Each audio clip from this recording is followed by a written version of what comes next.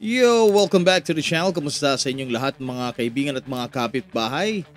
In 2024, the gacha gaming world found itself at an uncertain juncture.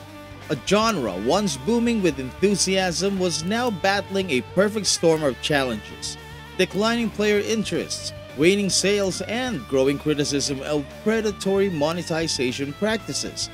For many, it seemed the era of gacha might be winding down, with even giants like Hoyoverse struggling to rekindle the magic. And yet, amidst this turbulence, Wuthering Waves dared to chart a different course. At the heart of this narrative lies the Rinascita region and version 2.0, a moment not just of expansion but reinvention. This wasn't just about adding more content, it was about reshaping what a gacha game could be. What makes this journey even more remarkable is the role the player base played in its creation. Kuro Games didn't just develop Rinascita, they co-created it with their community. But why take such a risk in a struggling market? And what does this bold move say about the future of Wuthering Waves and gacha gaming as a whole? The story of Renascita begins long before its announcement. From the early days of Wuthering Waves' launch, Kuro Games found themselves under intense scrutiny. Criticism poured in about sparse character interactions, uneven storytelling, and a lack of life in the game's overworld. For many developers, such feedback might have been dismissed or met with token gestures of acknowledgement. But Kuro Games chose a different path. They listened, not passively, but actively. Developer interviews, community Q&A sessions, and detailed patch notes revealed an unprecedented willingness to adapt. Instead of seeing critiques as threats, Kuro Games treated them as opportunities to grow. When designing Rinascita, this philosophy came to life. The development team reached out to their player base, inviting input on everything from aesthetics, choices to gameplay mechanics. Players' concerns about lifeless NPCs, lack of overworld interactions, and overly dark tones didn't just influence Renascita, they defined it. The region's lively cityscape, bustling markets, and vibrant community feel like a direct answer to everything players had asked for. Renascita isn't just a region, it's a collaboration. Every aspect of this European-inspired locale feels like a celebration of player-driven creativity. The city streets pulse with energy, echoes engage in dynamic, lifelike interactions, and every corner of the map feels alive in a way that Jinshou's Desolation never could. This transformation wasn't accidental. Kuro Games made it clear in their marketing that Rinascita was shaped with the player base at its core. This openness fostered a sense of ownership among players, turning critics into collaborators and skeptics into advocates. And the result? A world that feels uniquely fresh yet unmistakably Wuthering Waves.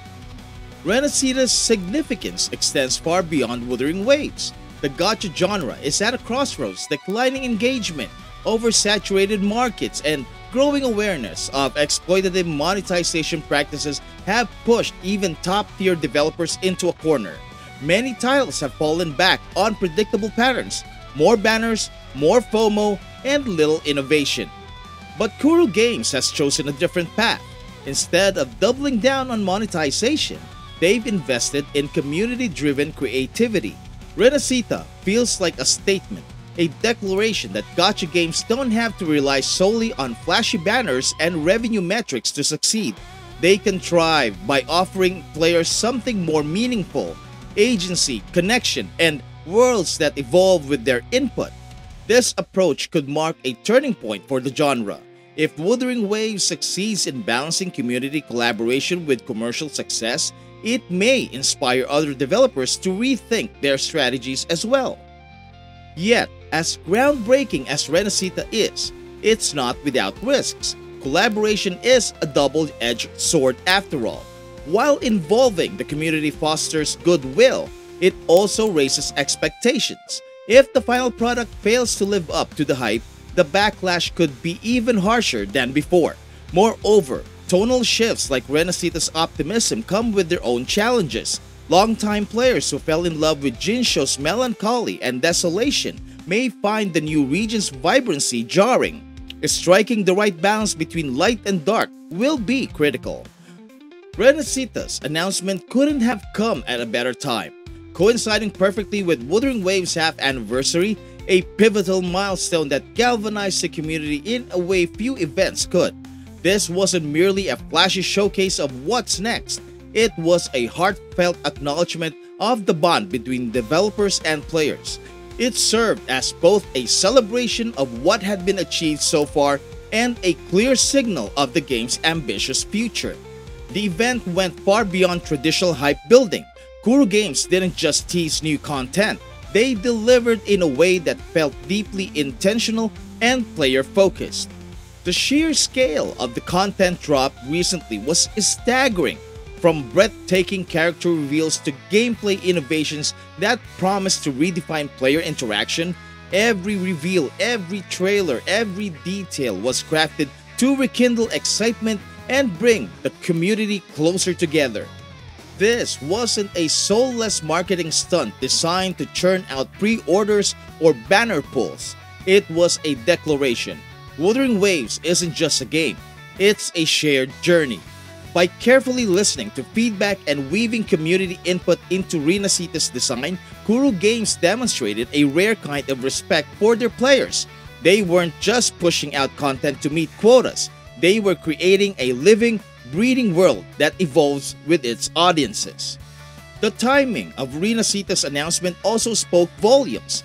At a moment when the gacha landscape seemed to be in flux, with waning player engagement and increasing skepticism, this update was a much-needed beacon of hope. By reaffirming their commitment to quality and creativity, Kuro Games made a powerful statement. They're not just here to stay, they're here to lead. We promise, we deliver. Ultimately, Renascita's announcement wasn't just about the next chapter for Wuthering Waves. It was about trust. Trust that the developers would deliver on their promises, innovate boldly, and ensure that players always feel like valued collaborators in this ever-evolving narrative. In many ways, Renascita is more than a region. It's a testament to the potential of gaming communities when developers and players work together. As we stand on the cusp of Renascita's release, one thing is clear. Wuthering Waves is more than just a game. It's a testament to what's possible when developers and players work together. In a genre often criticized for prioritizing profits over people, Kuro Games has taken a bold stand.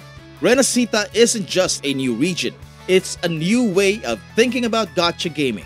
For longtime fans, it's a chance to see the game they love evolve in unexpected ways. For new players, it's an invitation to explore a vibrant, hopeful world. And for the gaming industry as a whole, it's proof that innovation and collaboration can coexist with commercial success. If this journey has shown us anything, it's that Wuthering Waves isn't just surviving, it is thriving. And as Rinascita opens its doors, we can't wait to see where this incredible journey takes us next. If you enjoyed this deep dive, don't forget to leave a like, subscribe, and share your thoughts in the comments below. What are you most excited about in Renascita? Until next time, keep exploring and I'll see you in the next video. Maraming salamat po. Thank you so much. Bye-bye!